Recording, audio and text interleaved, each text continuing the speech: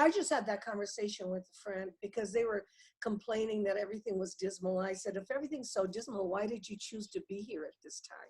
It's not all dismal. It's Go out not and look at the trees and the dismal. sky and the flowers and the sunshine.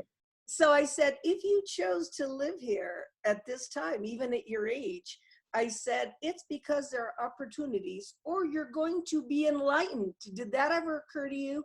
Because you don't have all these distractions because you're working in the banking system and you're working whatever you're working. You've taken away all the distractions, and that enlightenment, which you wanted, that you're never going to get when you're running around like a chicken with your head cut off.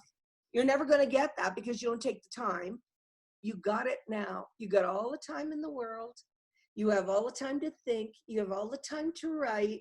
You're going to get what you want. You're going to get the enlightenment. Unfortunately, we had to create it this way, which, you know, I'm going to offer to our listeners. Why do we have to create it this way? Could we create it another way? I mean, we don't need a tsunami or an earthquake or a virus to bring us together. I mean, we should have another way of bringing us together. That is true. We should.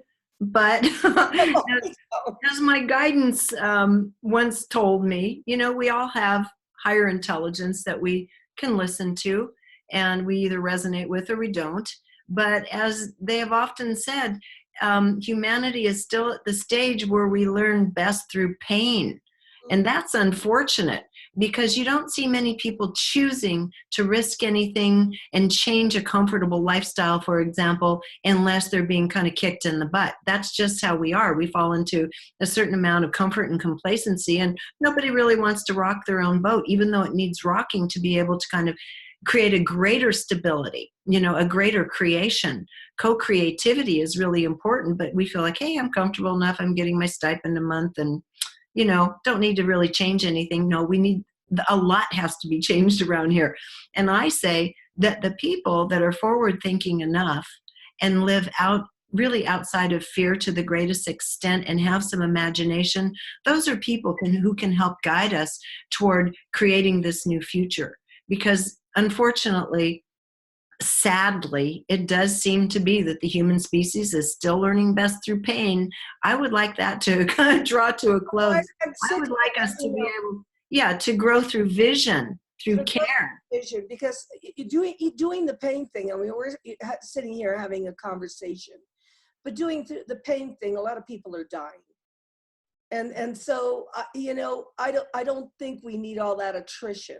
I don't think we need all that happening. And see, I wonder about this planet. You know, I do UFO work, so I'm always going to think about other planets and more enlightened beings. So I'm wondering, how did they get it together? How did they get it together? I mean, when we're still playing in this arena. So in any case, this is like a wonderful conversation because this is where we should be looking. This is where we should be at. I mean, I know a lot of people are going through a lot right now. But, you know, I don't believe in victimization. I believe that we create our own reality. So then I have to even ask myself, in my world, what did I create and can I change this?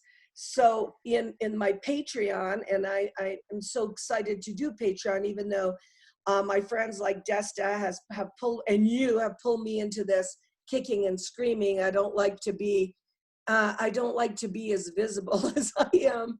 I like the background work. Like you said, I love to go and do the investigations, the detective work, go to New Mexico, go to South America, go to the Atacama Desert, go all over. And then I want to go there to Sardinia.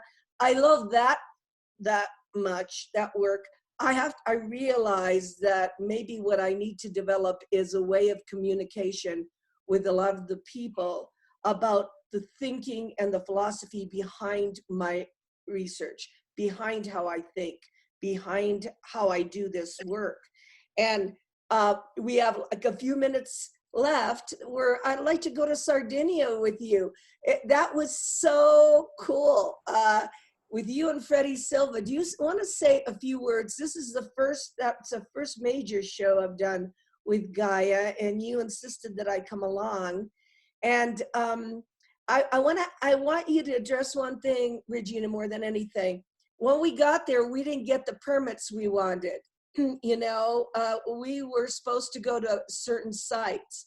So we had to go to plan B and talk about what happens when you go to plan B. Yeah.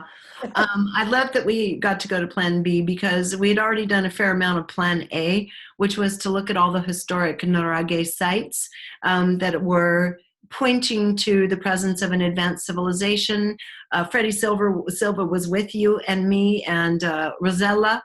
And while I loved what we were discovering and doing, those two parts were really lovely. And looking at the tombs of the giants and meeting with Luigi and talking to him about the giants, my whole interest in it was that I felt there was an overlay with the Atlantean culture. After the final segments of the Atlantean culture disappeared, after the devastations and after the Great Deluge, that a lot of those people were able, even before, to colonize, because these were Atlanteans were said to be seagoing people.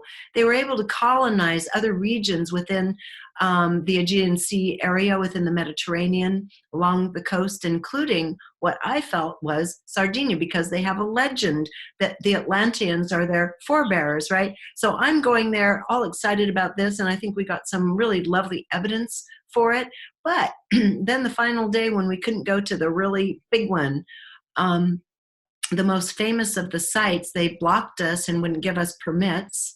Then we ended up at the most wonderful place that had to do, and Rosella knew about this for many, many years, that had to do with the caves and the shamanic practices that were dedicated to the women, fertility, childbearing, and love. And that's something that came into the story that never would have had we gotten our permits and followed the agenda. But I love surprises. So, and I know you loved it too. Oh, I was shocked because what this showed was that these people were so wise back then. Can you imagine if we could have these kinds of caves? It was like one big cave with 4 entrances where the woman started going into, the first one when she was in puberty, and then the sexual one, the second boy, the next one, the childbearing. And what was interesting is that the shamans were so advanced back then that they had the frequency of that state of the body in the cave. So you went and even if you were a tourist, you felt what that frequency was. And this is wisdom way beyond what we have today. I mean, today it's very mechanized and very, it doesn't have the sacredness that it had back then. Yeah, it was really palpable in those caves, where in the first cave, the shaman would go over the young girl's body and see if the body was healthy and able to reproduce, right? And it would do energetic work and blessings. And as she went through her journey, the next cave would help her body and her being start create what would become her awakening and her sexual desire. And then comes the union, and then comes the child bearing, right? And all of it was done with kind of the wise guidance and energy imprints of these caring and wise shaman. Imagine if our world had that today, rather than you go to a bar, you meet someone, you accidentally get pregnant. Oops, there you are. I mean, get the pill, and then the pill, and it's like, back then, all of these parts of our lives were really sacred. Sacred, yes. Yeah, and this was not part of the script that we had. No, it wasn't. But that's the thing. I love to go and be surprised. Whenever I've done any kind of big journeys, in terms of video work in my life, the thing that always, to me, is the most satisfying is the surprises that come along that we hadn't planned for. And I found this one to be absolutely beautiful, personally. I love that it added the feminine element, because a lot of it was not particularly feminine. It was a lot of male shamanic leaders. It was also the beings from the large beings, the giants and such, that were, in Freddie's parlance, called the Shining Ones, who brought knowledge forth to a ravaged area to help them remember the intrinsic power of the mind of the human being, the healing capabilities of the human being. So a lot of that was taking place in the Norage, but it was very mental and very male-oriented, very oriented also toward, in an archaeoastronomy sense, to the stars. So it gave us a lot to look at in terms of the history. But this female part gave us something to experience in our bodies and in our hearts. And it was great because Regina, being with her, you know, I thought I had to translate. I thought I had to do everything. No, she walks right into a little cafe, orders the sandwiches in Italian. You know, I'm looking at her going, you've never been here. How come? And she just has a sense of adventure. So I want to almost end by saying I'd go with you anywhere on the planet, anytime, under certain conditions. I'm not a real camper, even though I did camp in the Atacama Desert with Ricardo Gonzalez for 3 days. I think I learned so much from being with you and our sharing and excitement. So thank you for being part of my Patreon and initiative. And let's keep in touch because I need you in my life. I need you in mine too, my dear, because I think this really wonderful, grounded and healing voice that's emerging right now is the one that's most needed. And you have that kind of voice. You create a sense of kind of safety that's all going to be all right, even though you represent a topic area that most people find even spooky.